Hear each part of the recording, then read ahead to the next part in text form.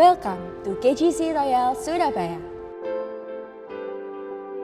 a place that we love to call it home. With one heart, we proudly declare that I believe in God, the Father Almighty, Creator of heaven and earth. I believe in Jesus Christ, His only Son, our Lord, who was conceived by the Holy Spirit and born of the Virgin Mary. He suffered under Pontius Pilate, was crucified, died, and was buried. He descended to hell. The third day, He rose again from the dead. He ascended to heaven and is seated at the right hand of God, the Father Almighty. From there, He will come to judge the living and the dead. I believe in the Holy Spirit, the Holy Church, the communion of saints, the forgiveness of sins, the resurrection of body, and the life everlasting. Amen. In one faith and one heart, we are living as a body of Christ because of His gospel of the kingdom. Proverbs 22, verse 6. Train up a child in the way he should go, and when he is old, he will not depart from it. Gospel must get younger. Let's make it fun, make it meaningful.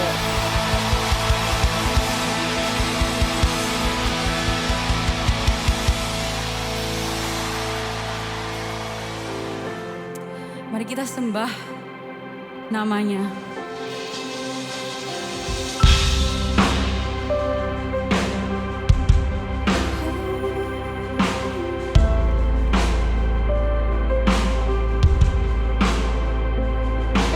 Di setiap langkahku, tangan-Mu menuntun jalanku, karena Kau pelita hidupku yang selalu bersinar bagiku. Kasih-Mu sempurna, selalu baru tiada habisnya. Apapun cerita hidupku, janji-Mu tak Kau tinggalkan. Ku percaya Kau Tuhan atasku, ku serahkan semua masa depanku. Ku tak akan takut, hidupku aman di dalam-Mu.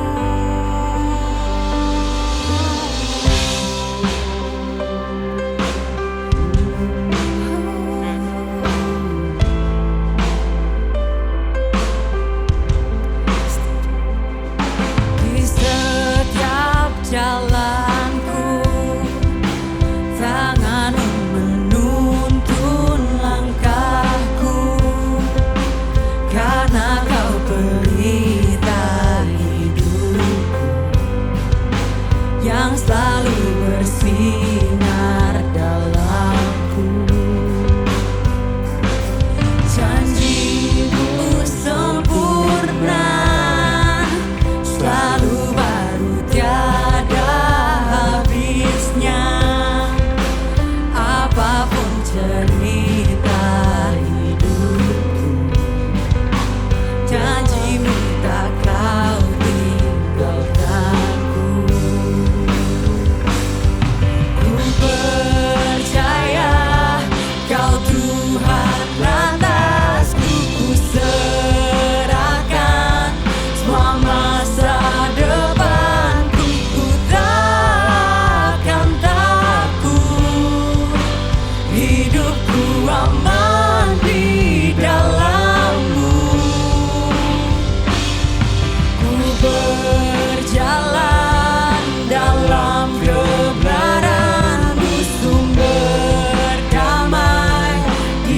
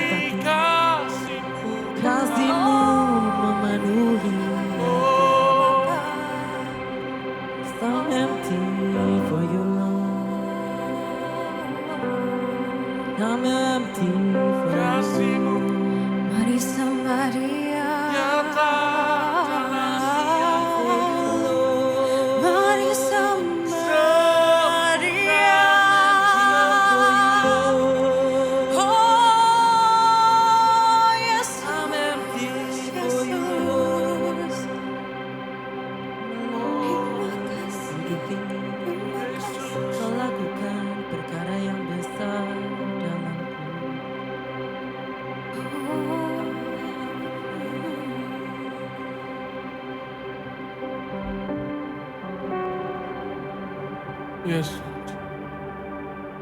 Mari sama-sama kita baca. Di Roma 8 ayatnya yang ke-37 sampai 39. Tetapi dalam semuanya itu kita lebih daripada orang-orang yang menang oleh Dia yang telah mengasihi kita. Sebab aku yakin bahwa baik maut maupun hidup, baik malaikat-malaikat maupun pemerintah-pemerintah, baik yang ada sekarang maupun yang akan datang, atau kuasa-kuasa, baik yang di atas maupun yang di bawah, ataupun sesuatu makhluk lain, tidak akan dapat memisahkan kita dari kasih Allah yang ada dalam Kristus Yesus, Tuhan kita. Kasih Tuhan gak akan pernah terpisah daripada kita. Come on, let's we lift up His name for the one who loved us, who rescued us. Come on.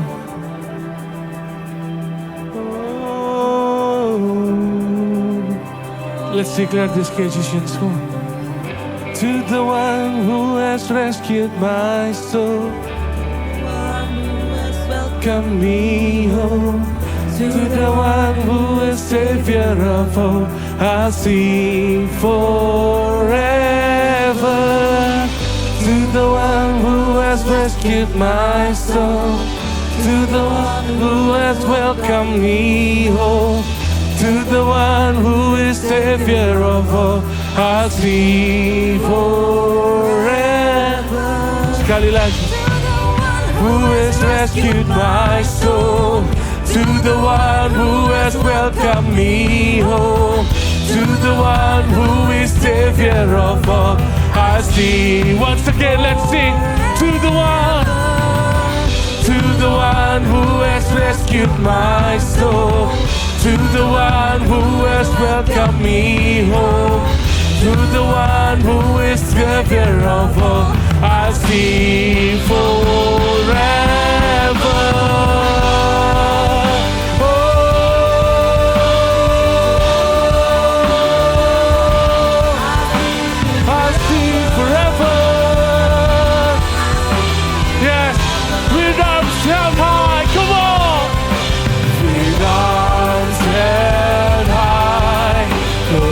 Give my life, knowing I'm found in Christ, in your love forever. We go in your grace, the greatest of all men, to know God, my Savior. To the one who has rescued my soul, to the one who has welcomed me home, to the one who is Savior of all, I'll sing forever. To the one who has rescued my soul, to the one who has welcomed me home, to the one who is Savior of all, I sing forever. To the one who has rescued my soul, to the one who has welcomed me home, to the one who is Savior of all, I sing forever. I love you, Lord. I love you, Lord.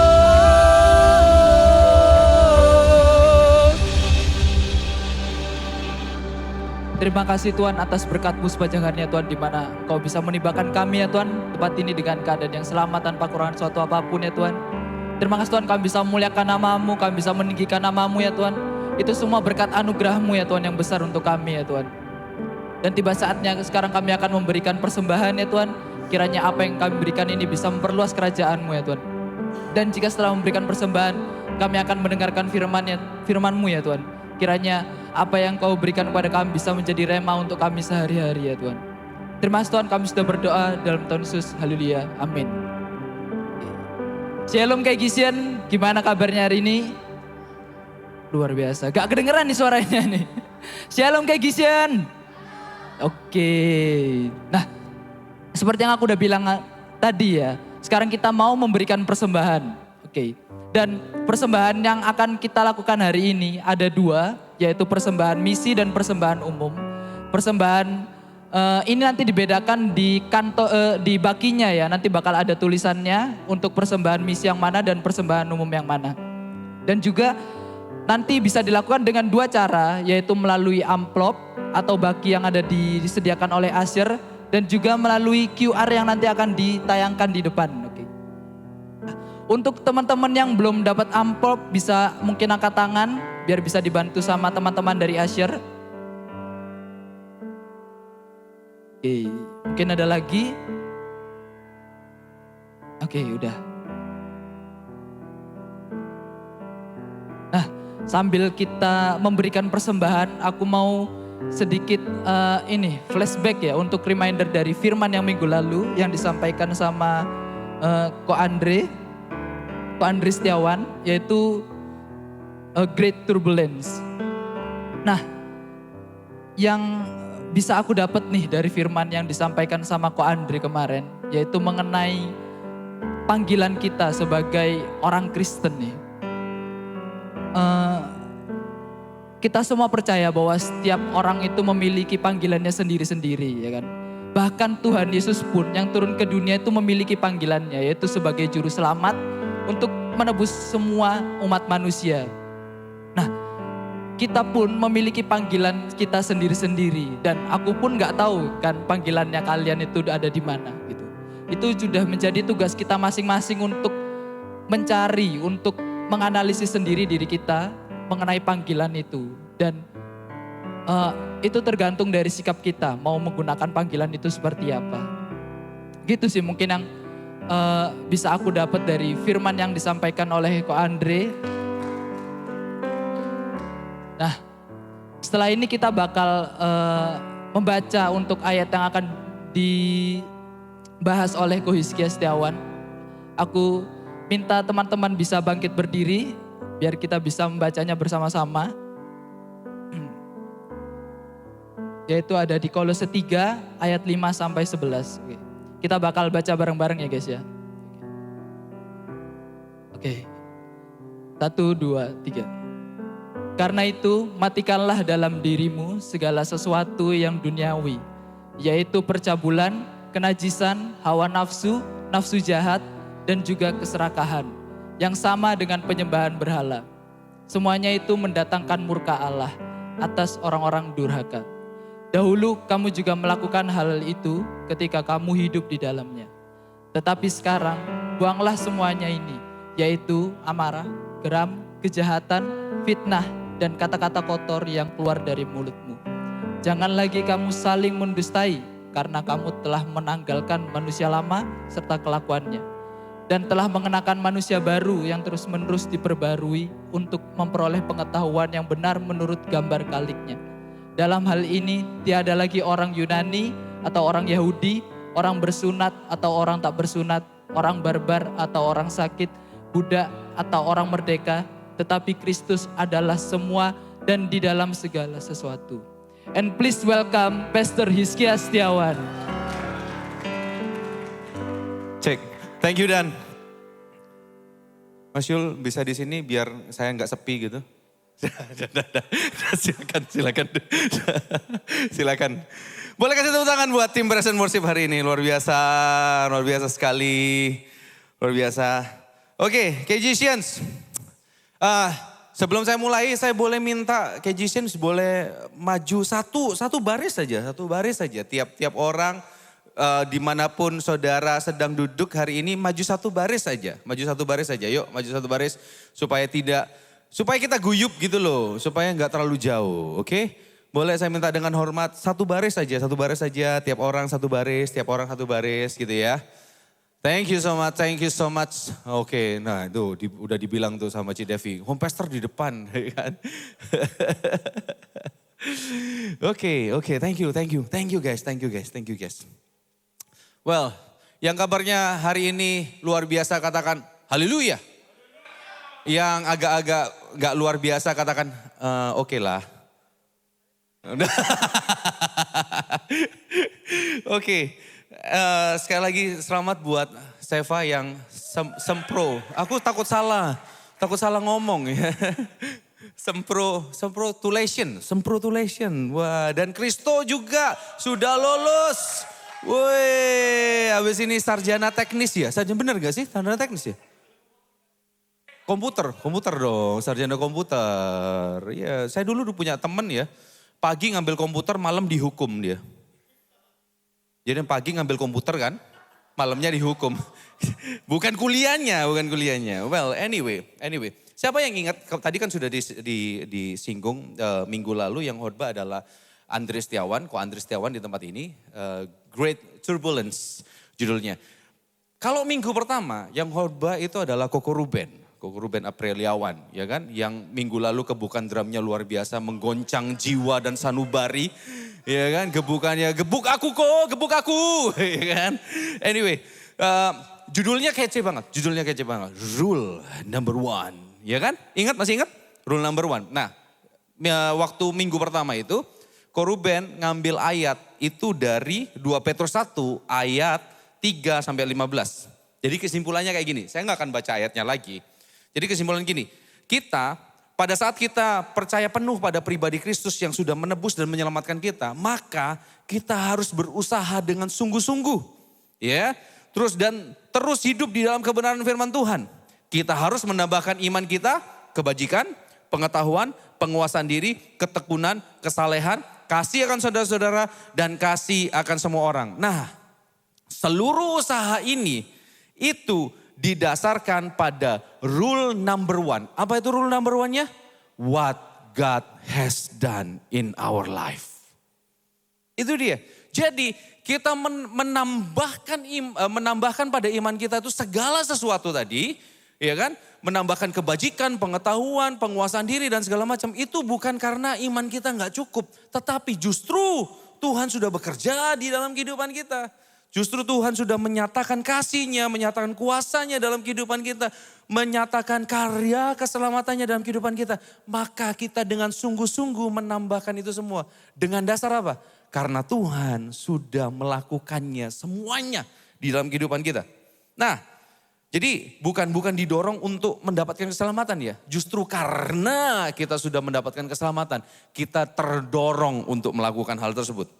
Nah, gini. Kita tahu nih, kita mesti nambahkan hal itu. Oke, sudah tahu. Jadi kalau kita beriman pada Kristus, kita harus tambahkan itu semua dengan sungguh-sungguh. Nah biasanya kalau kita habis dari gereja gitu ya, dengar firman Tuhan dengan sangat luar biasa, kita menggebu-gebu. Bahasanya, nggak tahu kalau sekarang sudah berubah atau enggak, aku nggak tahu. Tapi kalau dulu ya, bahasa kalau di retret, waktu aku zaman dulu ikut retret dulu enggak ada istilah camp, istilahnya retret, ya kan? Masih tahu kalian retret? Retret, ya, kalau naik mobil. Tapi retret itu dari atret itu. Makanya retret itu ke belakang kan. Jadi kita merenung ke belakang. Nah itu dia. Ini sungguhan guys. Ini bukan tipuan, ini beneran. Kalian tertipu kayaknya. Retret itu dari atret itu guys. Oke. Bener gak sih? Bener. Dari atret itu. Jadi kita mundur ke belakang, kita renungkan.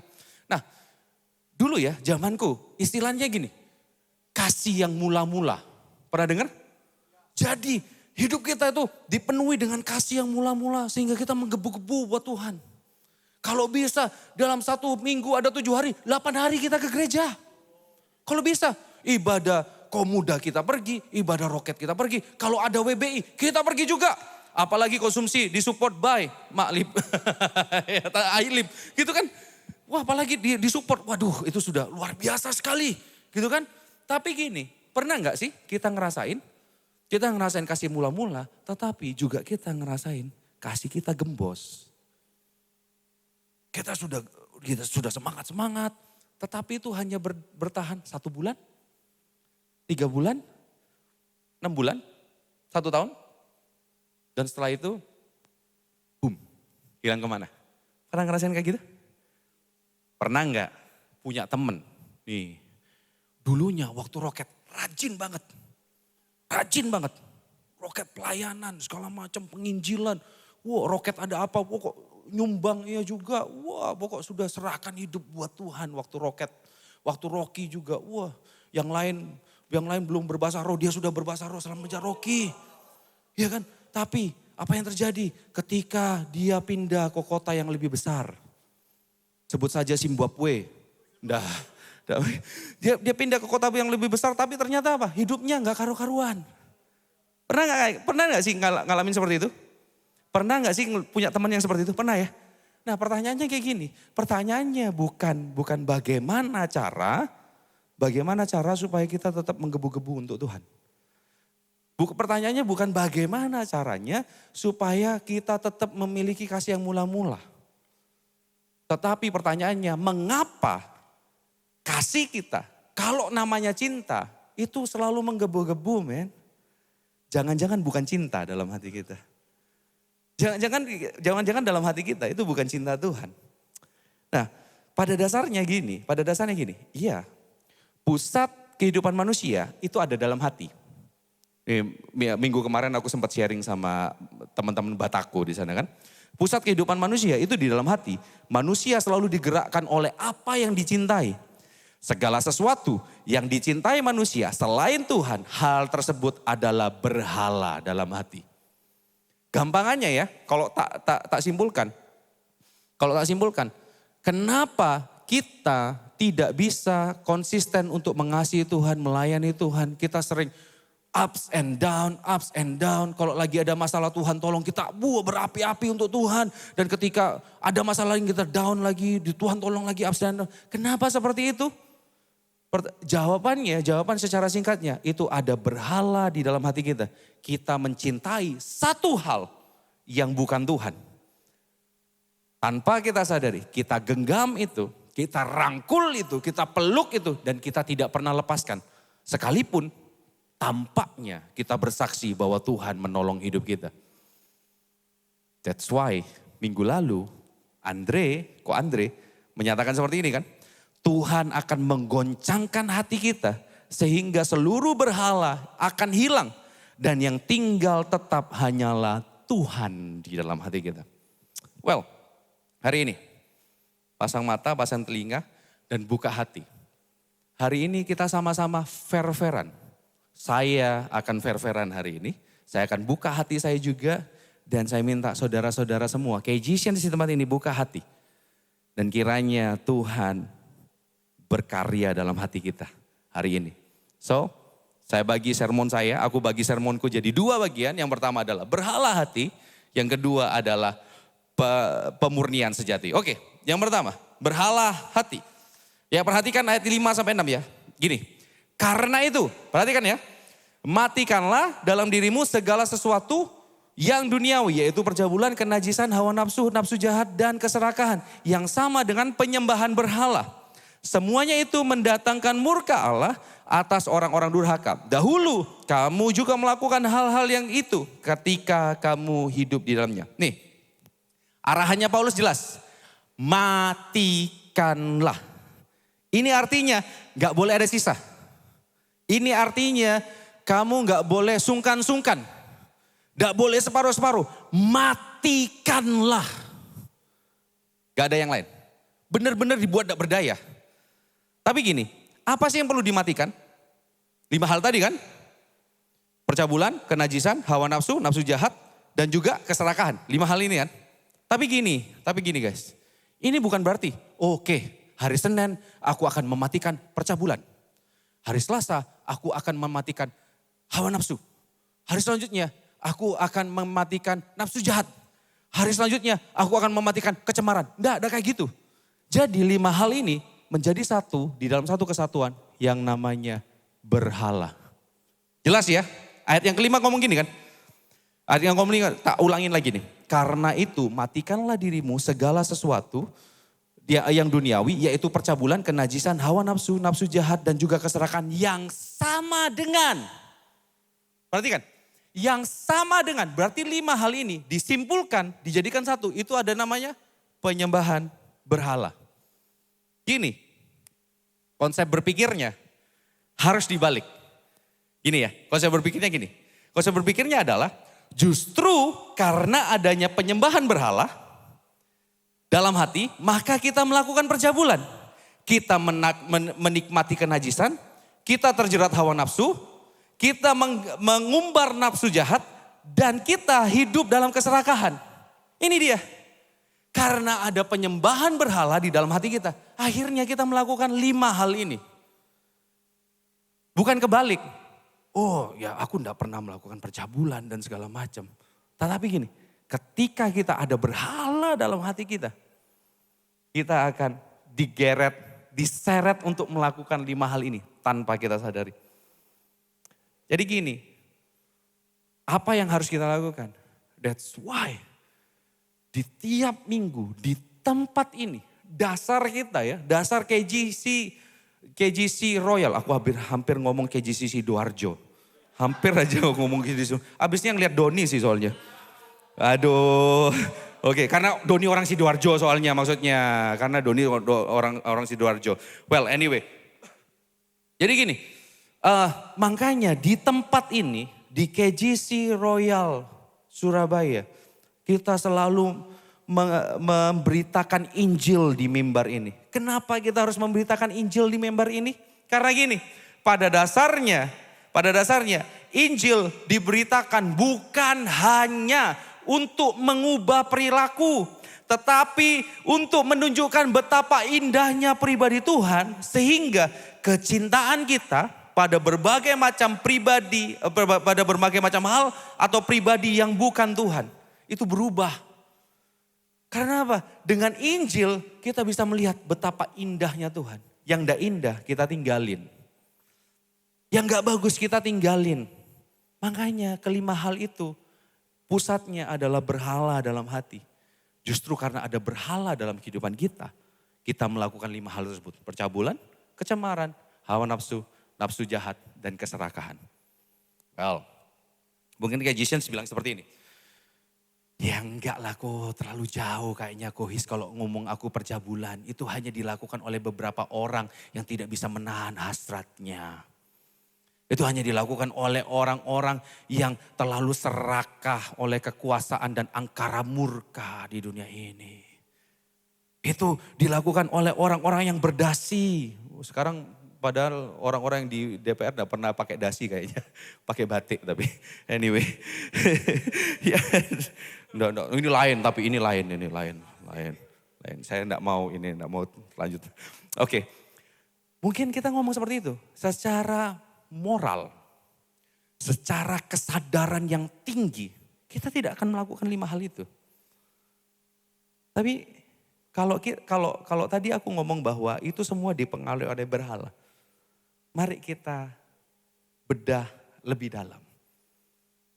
Sifatnya berhala itu seperti apa sih? Ini dia sifatnya berhala.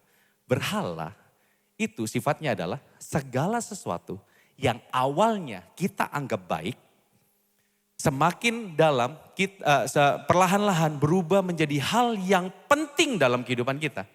Dan semakin dalam lagi menjadi pusat di dalam kehidupan kita. Ya, saya tak ulang ya. Segala sesuatu yang awalnya tampak baik, perlahan-lahan berubah menjadi hal yang penting dalam kehidupan kita. Dan semakin dalam menjadi pusat di dalam kehidupannya. Sudah mulai kebayang? Ada hal apa dalam kehidupan kita yang awalnya tampak baik? Pekerjaan, pelayanan, pencapaian, pasangan, apapun. Semuanya baik. Tapi perlahan-lahan kita mulai nganggap penting banget nih. So precious. Dan tanpa sadar mulai sensitif ketika hal tersebut tersentuh. Kita menganggap bahwa wah, gak main-main nih. Gua hidup untuk ini. Aku hidup untuk mendapatkan posisi ini. Aku hidup untuk mendapatkan pekerjaan ini. Aku hidup untuk mendapatkan prestasi ini. Hal yang terpenting dalam kehidupan kita. Aku kasih contoh ya dalam Alkitab. Tahu ceritanya Saul, raja pertama Israel? Diurapi jadi raja itu baik gak sih? Baik dong, baik. Bahkan pada saat Saul diurapi jadi raja, dia kalau bahasa Ibraninya itu macak kenggong. Jadi seakan-akan tidak terjadi apa-apa gitu loh. Jadi kalau K.J. Sens baca ceritanya ya. Jadi waktu dia diurapi jadi raja, terus dia pulang ketemu sama bapaknya, terus ditanya, ketemu sama pamannya, ditanya, kamu tadi habis dari mana? Oh, habis cari keledai. Terus kamu ketemu siapa? Dia nggak cerita, ketemu sama Samuel, terus diurapi jadi raja. Dia nggak cerita, dia cerita hal yang lain. Bayangin, contoh ya, saya makan lontong kupang gitu ya, makan lontong kupang sama Pak Arifin. Masa saya ceritain lontong kupangnya bukan Pak Arifinnya? Coba. Kan Pak Arifinnya yang penting, bukan lontong kupangnya. Lontong kupang menjadi semakin istimewa karena adanya Pak Arifin. Karena yang undang adalah Pak Arifin. Ini bayangin, dia diurapi jadi raja, dia biasa aja. Baik nggak? Baik. Nah mulai itu, orang-orang mulai memandang sebelah mata Saul. Wah enggak bisa lah Saul ini. Kan Saul sempat bernubuat juga waktu itu. Dan orang-orang, masa Saul menjadi golongan para nabi dipandang sebelah mata. Wah mulai muncul dalam hatinya. Oke, gua akan tunjukkan. Dia menunjukkan apa yang dia lakukan. Dia menunjukkan kepahlawanannya waktu itu. Singkat cerita, Saul jadi raja. Diakui oleh bangsa Israel bahwa dia adalah raja yang diurapi oleh Tuhan. Apa yang terjadi? Seiring berjalannya waktu, posisi raja menjadi pusat di dalam kehidupannya.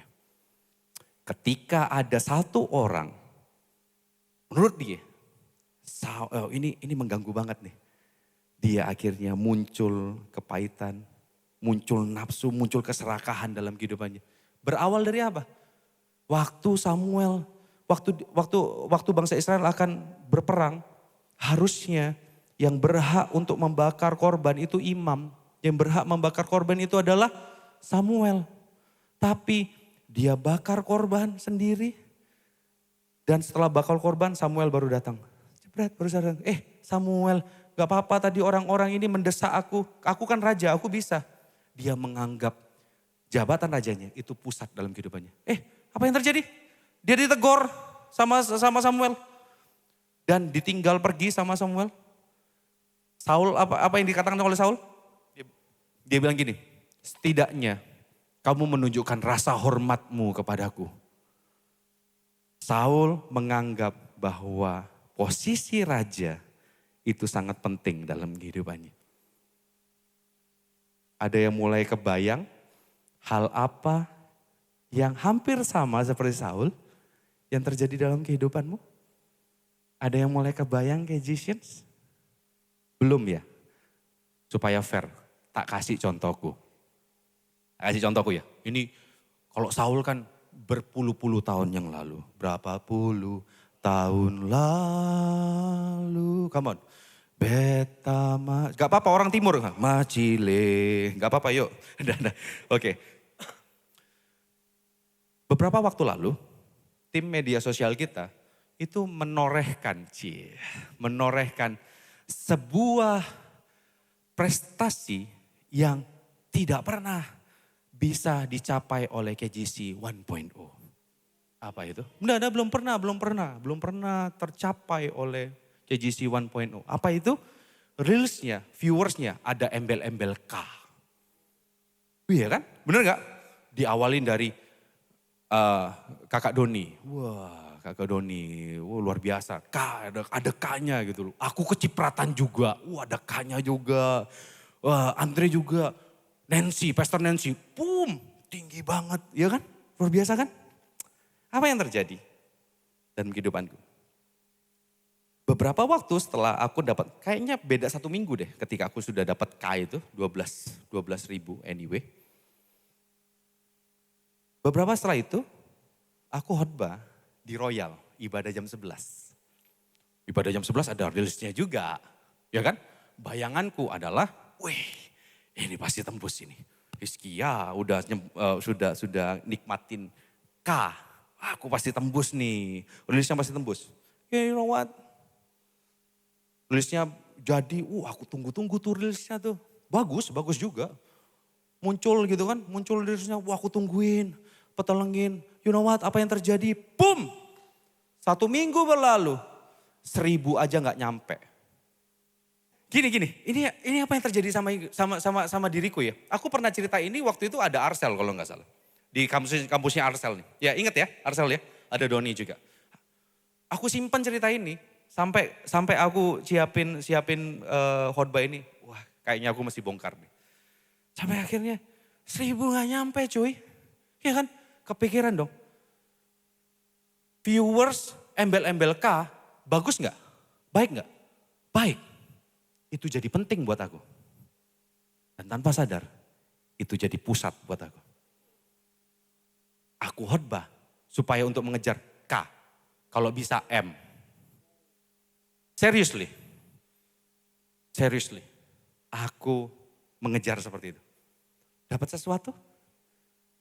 Berhala sifatnya segala sesuatu yang awalnya kita lihat itu baik. Gak ada yang salah. Semua orang melakukannya. Tidak menentang moral. Dan mulai kita anggap penting di dalam kehidupan kita. Wah, kita usahakan. Dan kita jadikan itu pusat. Mulai berpikir sesuatu? Kok ngomong-ngomong berhala gini ya? Gak relate dalam kehidupan kita. Well anyway, setuju atau gak setuju? Manusia itu adalah makhluk penyembah. Kita diciptakan untuk menyembah sesuatu atau seorang pribadi, sesosok pribadi. Setuju nggak setuju, kita diciptakan untuk itu.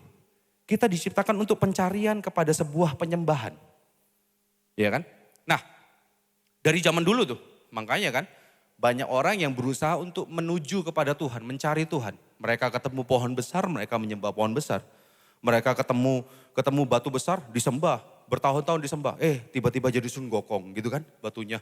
Anyway, kalian gak tahu ya? Gak apa-apa guys, gak apa-apa. Ya, jadi ketemu apapun. Manusia berusaha untuk nyari penyembahan dalam kehidupannya. Sama halnya dari dulu zaman bangsa Israel. Bangsa Israel itu dikelilingi oleh bangsa-bangsa yang tidak mengenal Tuhan. Di mana mereka menyembah dewa-dewa. Bukan menyembah Allah yang benar. Dan celakanya bangsa Israel akhirnya terseret untuk melakukan penyembahan berhala. Terseret untuk melakukan penyembahan berhala, mereka meninggalkan penyembahan Allah yang benar. Mereka mengarahkan hati dan pikiran mereka kepada penyembahan berhala. Prakteknya kayak gini. Praktek penyembahan berhala adalah kayak gini. Ada yang namanya korban. Korbannya itu untuk siapa? Untuk dewa-dewa atau untuk berhala.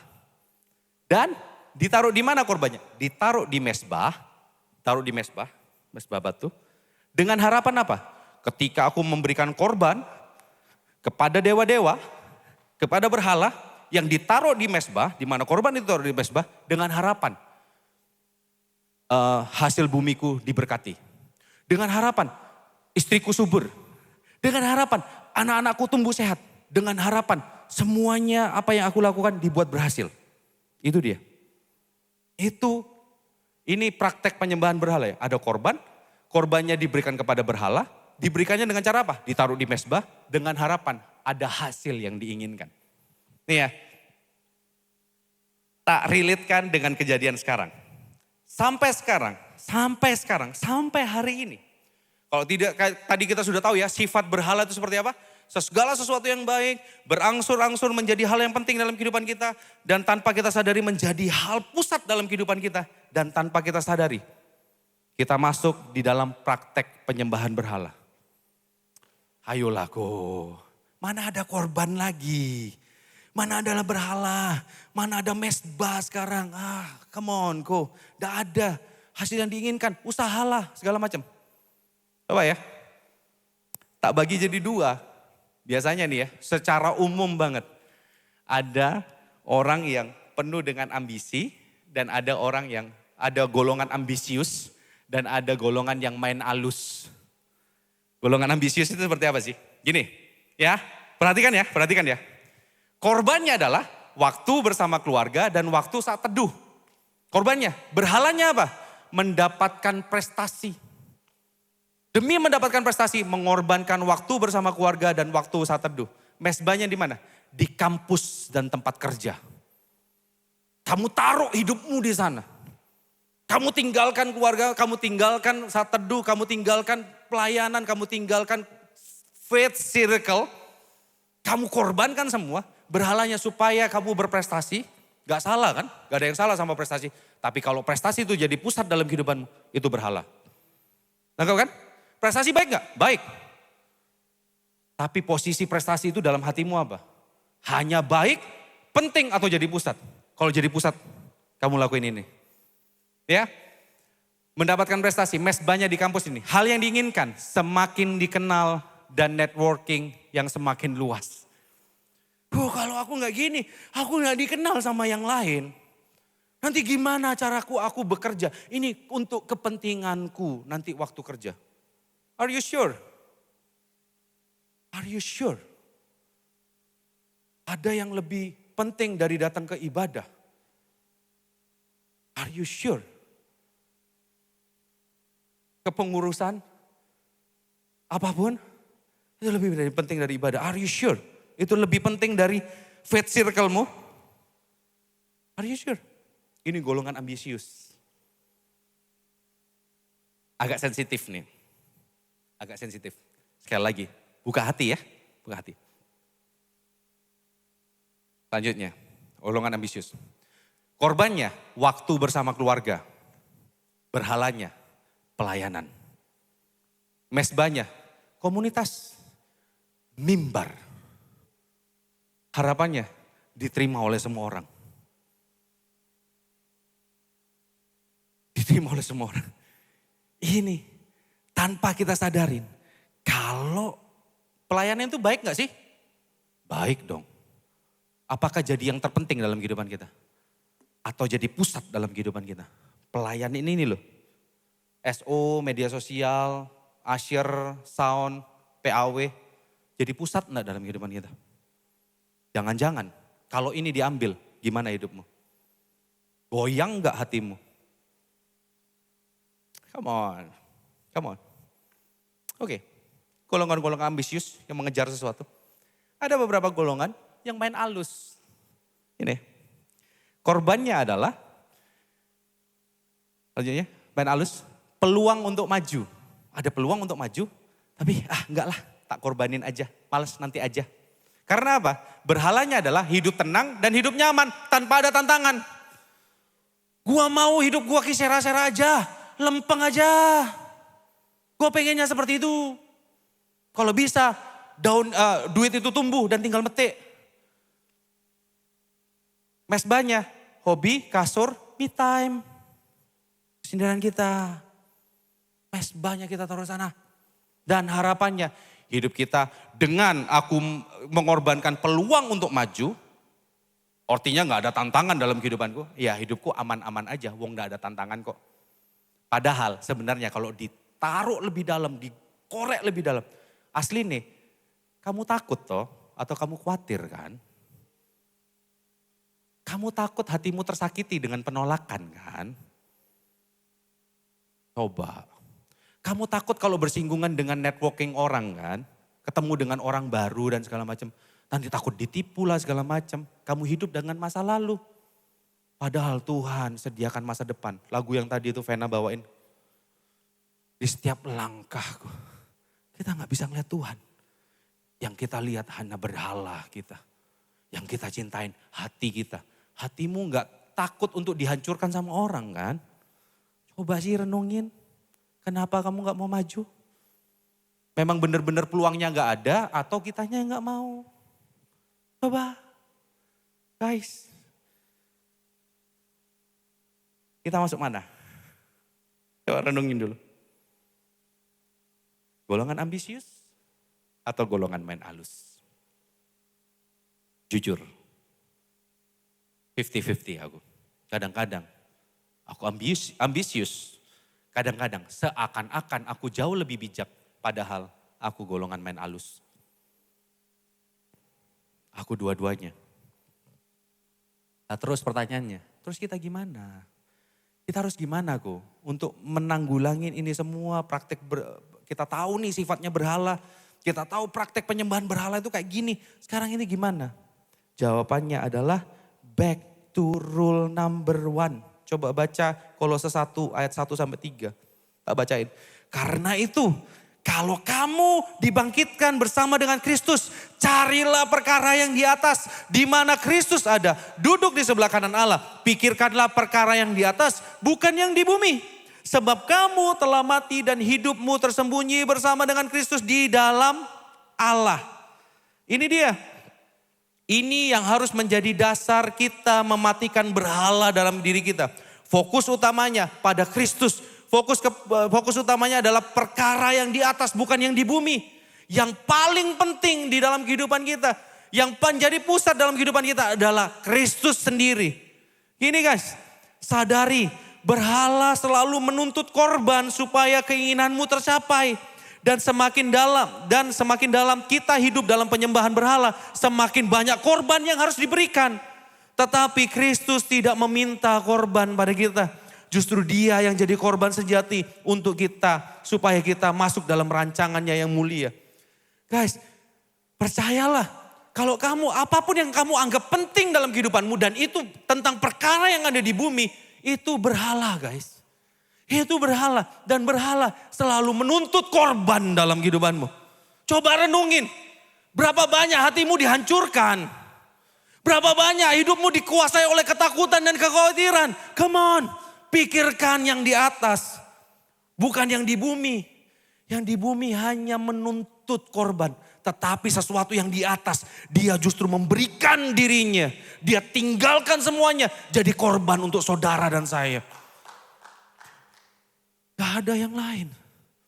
Ini hidup di dalam Kristus. Kita lepas dari berhala. Hei, berhala hanya memberikan ketenangan semu. Berhala hanya memberikan kesenangan semu guys. Hanya memberikan ketenangan yang akan habis. That's why lama-lama kita kembang kempis kan. Ups and down. Come on. Berhala hanya memberikan rasa aman dan nyaman yang semu. Tapi Kristus menyatakan bahwa dia Raja Damai. Ini artinya dia sumber damai sejahtera dan dalam hidup kita. Jangan takut tertolak dan jangan takut pada saat kita terpuruk. Dia nyata dalam hidupmu. Dia nyata dalam hidupmu. Come on guys. Come on guys. So, Injil bukan hanya berhenti ketika kita ngomong fokus kepada Tuhan. Fokus kepada karya salib dan kuasa. Injil itu A to Z di dalam kekristenan. Injil itu bukan cuma sekedar saja. Bukan hanya sekedar pintu gerbang untuk masuk di dalam keselamatan. Enggak. Dalam setiap langkah kehidupan kita. Injil selalu membawa kita hidup dalam kebenaran. Dan Injil selalu memurnikan hati kita. Injil bukan hanya menaklukkan berhala dalam hati kita. Tetapi Injil juga menuntun kita untuk hidup di dalam pemurnian. Kita masuk ke poin yang kedua. Pemurnian sejati. Kolose 3 ayat 8-10 demikian bunyi firman Tuhan. Tetapi sekarang buanglah semuanya ini. Yaitu marah, geram, kejahatan, fitnah dan kata-kata kotor yang keluar dari mulutmu. Jangan lagi kamu saling mendustai. Karena kamu telah menanggalkan manusia lama serta kelakuannya. Dan telah mengenakan manusia baru yang terus-menerus diperbarui. Untuk memperoleh pengetahuan yang benar menurut gambar kaliknya. Siapa yang di sini punya sebuah kebiasaan nyimpen nota di dompet? Ada nih Jeffrey nih. Kemarin kapan hari pernah menang nih kan? Siapa yang punya kebiasaan kayak gitu? Boleh angkat tangan. Siapa? Sama aku juga guys. Dompetku jadi tebel gitu. Iya isinya duit kan enak ya. Bisa untuk memperlebar kerajaan Allah. Tapi ini isinya nota-nota. Nota warung sebelah dan segala macam. Nota-nota. Dan you know what? Seringkali karena saking tebelnya dan aku gak nyaman. Akhirnya aku mesti bongkar-bongkar dan aku mesti buang beberapa nota tersebut. Listen to this. Ada perbedaan dari ayat yang kelima tadi sama ayat yang ke-8. Ayat yang kelima tadi ngomong apa? Matikanlah. Ayat yang ke-8 ngomong apa? Tetapi sekarang buanglah. Nah, buanglah ini adalah proses terus menerus. Kalau matikannya, matiin. Kita tahu nih, core-nya adalah penyembahan berhala. Kita harus benar-benar tahu nih, ini musuh utamanya. Kita matiin dan yang keluar, ini mesti kita bersihin. Sama gini loh, gambarannya kayak gini. Ada yang pernah COVID di sini? Aku pernah COVID. Kadang-kadang kan gini, kita sudah dites, di swab, hasilnya negatif, tapi kita tetap batuk, tetap pilek. Bener gak sih? Pernah ya? Tesnya negatif, tapi tetap ada gejalanya. Sama. Dalam kehidupan kita, berhalanya mungkin sudah runtuh, mesbahnya sudah runtuh. Tetapi ada beberapa gejala kehidupan lama yang masih keluar. Dan itu mesti diberesin satu-satu. Perlahan, tapi pasti. Hiduplah dalam sana, ada pemurnian di sana. Tuhan selalu melakukan pemurnian di sana. Gini guys, sama halnya gini. Kayak Saul tadi, kita balik ke ceritanya Saul. Saul, waktu dia bertahan kepada ini, kegeramannya, kepada bahwa ini adalah pusat dalam kehidupannya, jadi raja. Akhirnya yang keluar apa? Dia menfitnah Daud, dia mengejar Daud, dia marah sama Daud. Benar gak sih? How about you, Kohis? Apa yang terjadi ketika viewermu tidak sampai 1000? Ini yang terjadi, tak kasih tahu. Awalnya aku gak banding-bandingin viewerku sama Doni. Aku gak banding-bandingin viewerku sama Andre. Aku gak banding-bandingin viewerku sama sama Nancy. Aku udah dapat K aja itu udah seneng. Tapi ketika viewerku gak sampai 1000, it is matter for me. Dan aku mulai banding-bandingi. Kok bisa ya? Apa yang kurang? Secara komunikasi skill, aku lebih jago. Oh kalau sama Doni enggak lah. Sama yang lain aku lebih jago kayaknya. Oh ya, kok bisa ya? Aku mikir, kepikiran guys. Muncul apa? Ya apa ya? Geram dalam hatiku. Tapi you know what? Proses yang Tuhan kerjakan dalam kehidupan kita. Itu day by day, layer by layer. Perhatikan ini. Pemurnian yang Tuhan lakukan adalah sebuah proses yang menghasilkan progres. Jika kita memandang pemurnian adalah proses yang ekspres, maka kita akan menjalani hidup dengan stres. Gak ada proses itu ekspres. Yang ada gini, kalau kamu, iya Tuhan tahu, kita kan mesti percaya. Iya wes, ayo singkirin ini. Oh enggak, lu stres nanti, beneran. Iya, kan mesti setia kan Tuhan ya. Setia, aku setia. Tapi yang kamu harapkan tetap yang kamu pegang itu berhala dalam hatimu. Bukan Tuhan. Kamu nyayangin hatimu. Tidak mau dihancurin lagi sama Tuhan. Tidak mau dibentuk lagi sama Tuhan. Come on. Mungkin kita semua ini hari ini paham ya. Dan makin paham dengan konsep berhala dalam hati. Satu hal lagi yang harus kita pahami. Tetap ada pemurnian yang Tuhan kerjakan dalam kehidupan kita. That's why. Perhatikan ini. Tuhan akan selalu membawa kita masuk dalam great turbulence supaya His rule number 1 selalu kita ingat dan menjadi dasar dalam kehidupan kita. Nih, satu line nih. Tuhan goncangkan terus dalam kehidupan kita. Supaya apa? Ingat rule number 1. Apa yang Tuhan kerjakan dalam kehidupan kita. Dan kalau saudara sekarang ini, kayak Jason sekarang ini mengalami pemurnian. Hey, this is process to progress. It's not express. Kalau enggak, lu stres. Come on.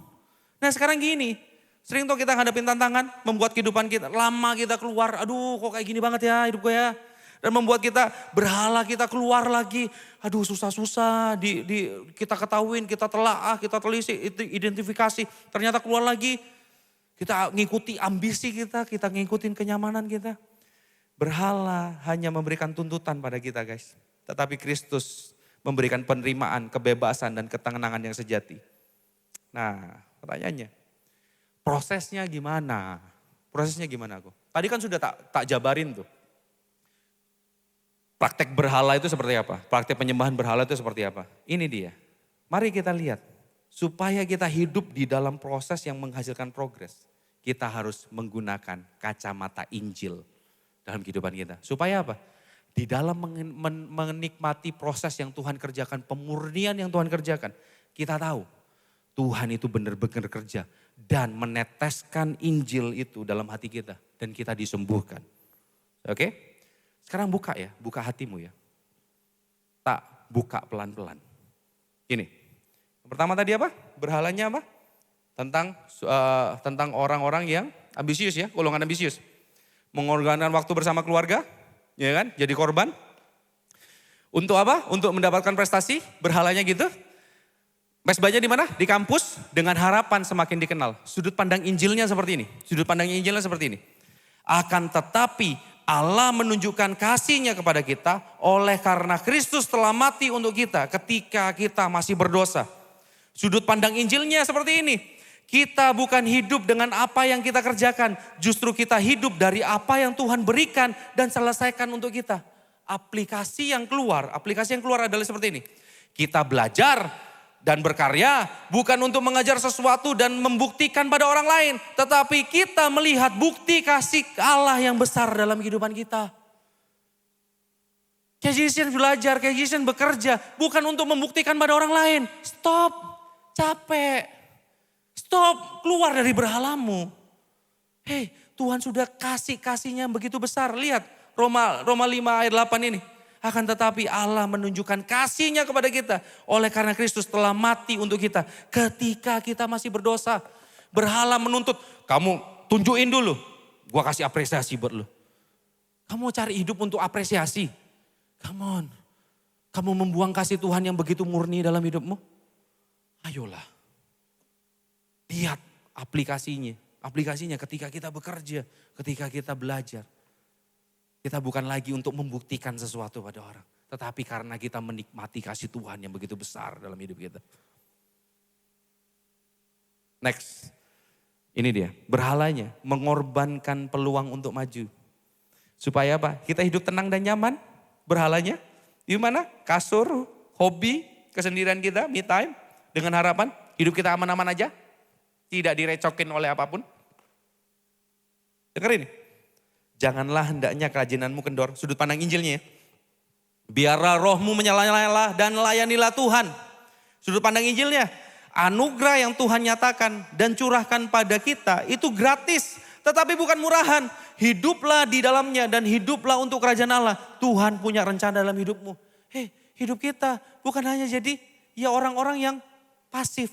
Tapi proaktif di dalam kerajaan Allah. Gak bisa kita, oh ya sudahlah yang penting kayak gini. No. Penginjilan tetap harus jalan. Iya kan? Build up diri kita harus tetap jalan. Aplikasinya adalah gini. Kita hidup dengan sebuah konsep yang benar. Bahwa kita diberikan kemampuan untuk menyatakan kasih dan kuasa Tuhan. Kita hidup untuk berperan aktif bagi kerajaan Allah. Itu aplikasinya.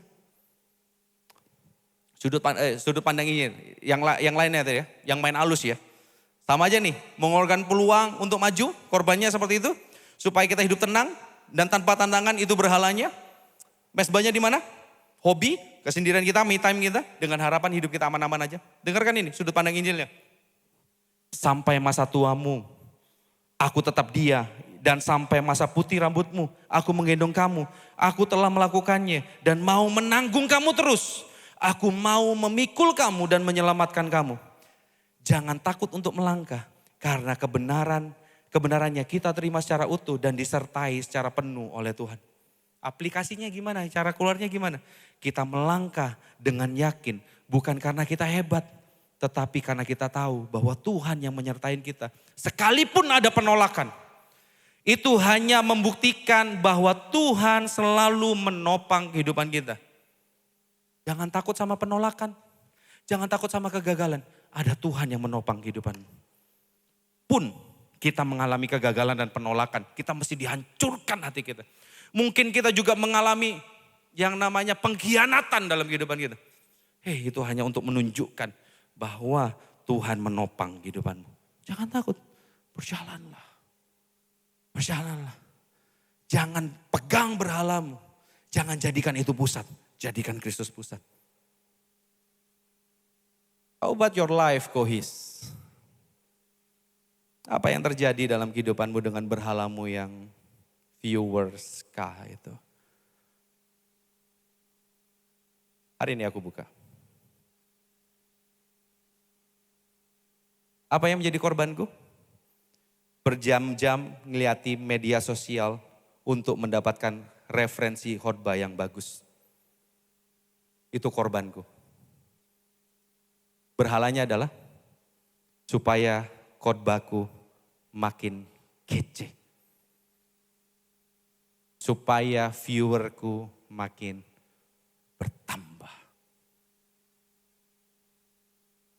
Ini asli gila nih. Asli gila nih. Mezbahnya di mana? Setiap mimbar pada waktu aku berkhotbah. Tanpa aku sadari. Dengan mulut aku menyatakan Injil. Tapi hatiku ada berhala. Harapannya apa? Viewersku nambah, semakin dikenal orang, semakin buat aku terkenal. Terus apa kacamata Injil ketika Tuhan mengubahkan kehidupanku? Listen to this. Ini yang benar-benar ngubahin kehidupanku. Ini yang benar-benar meruntuhkan berhala dalam kehidupanku. Listen to this. Roma 11 ayat 36. Sebab segala sesuatu adalah dari Dia dan oleh Dia dan kepada Dia, bagi Dialah kemuliaan sampai selama-lamanya. Dan ketika aku baca ayat ini juga, 1 Korintus 9 ayat 17 sampai 18. Kalau andai kata aku melakukannya menurut kehendakku sendiri, memang aku berhak menerima upah. Tetapi karena aku melakukannya bukan menurut kehendakku sendiri, pemberitaan itu adalah tugas penyelenggaraan yang ditanggungkan kepadaku. Kalau demikian, apakah upahku?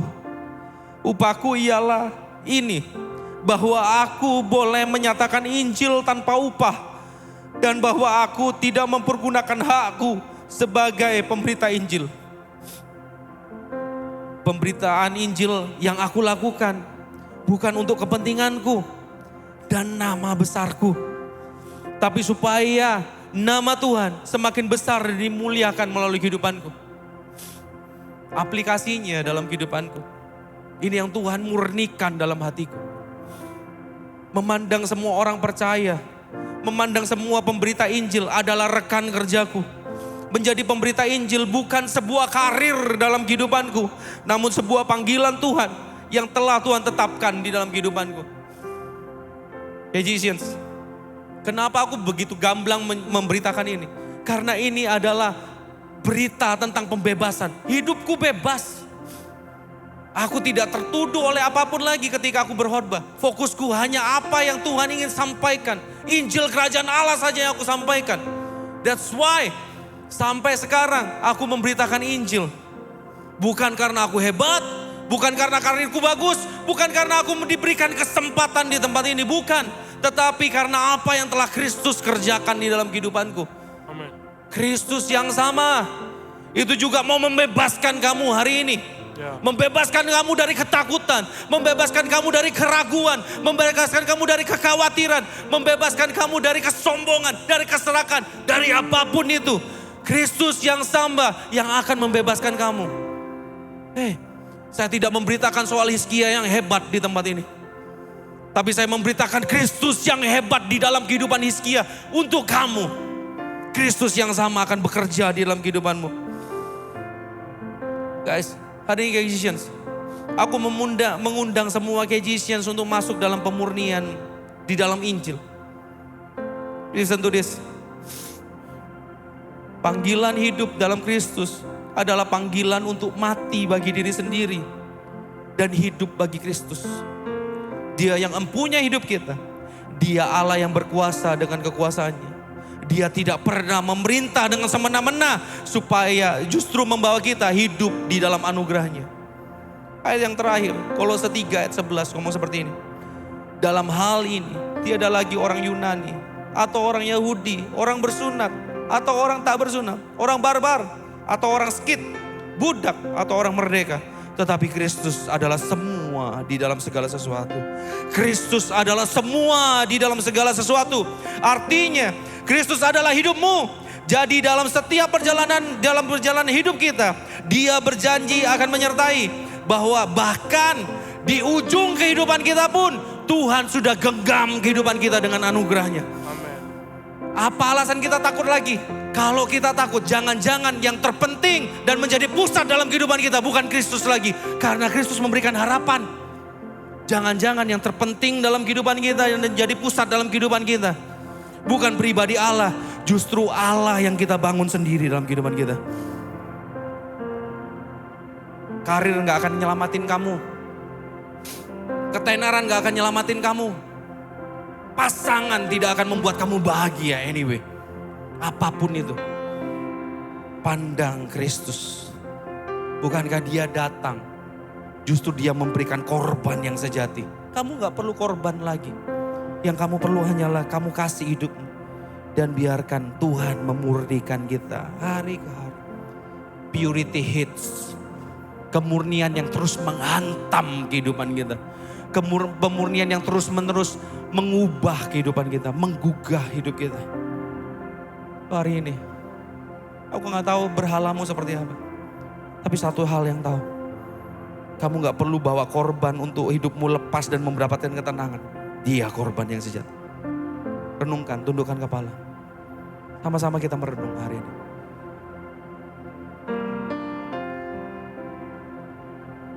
Sama-sama kita renungkan hari ini.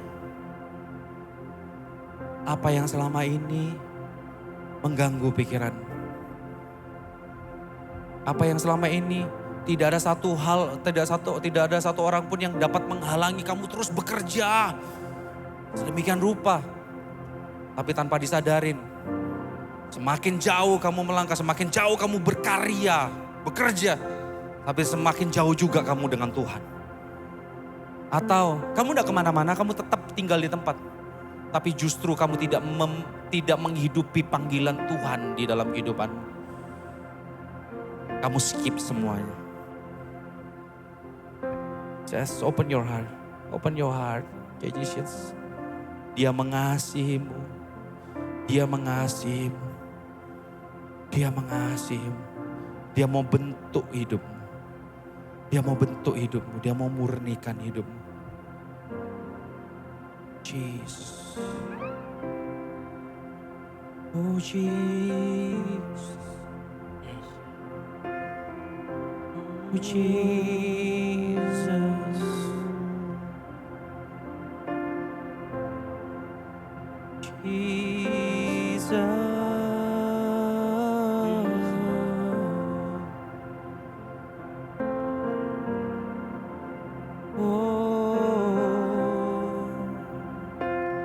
Ubah hatiku seputih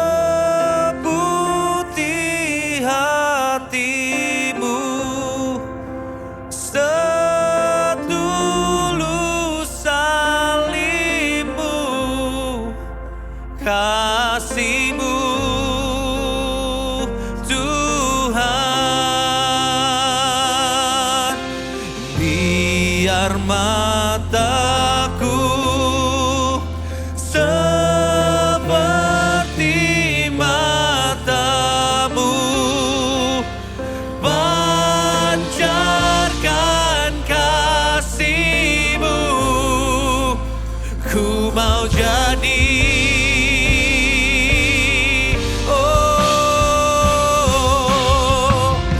ubah hatiku seputih hatimu, setulus salibmu, kasihmu Tuhan. Biar mataku seperti matamu, ku panjangkan kasihmu. Ku mau jadi sepertimu.